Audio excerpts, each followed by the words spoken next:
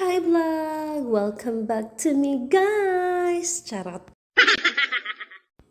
For today's video mga loves ay gagawa tayo ng moist chocolate cake 6 by 5 in size at ang theme ng cake na ito is Prince Theme Cake.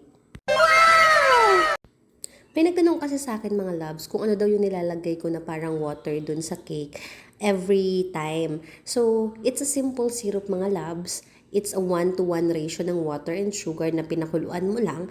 Tapos, syempre, kailangan mo siyang palamigin muna bago mo siya ilagay sa ref. Tapos, yun yung ginagamit ko para yung chocolate cake is maging moist all the time.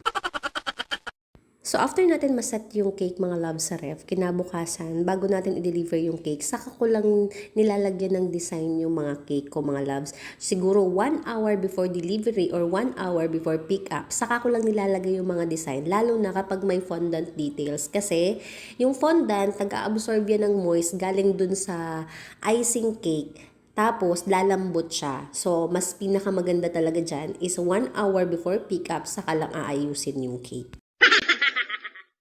Sobrang kinilig talaga ako sa comment ng client ko dito mga love.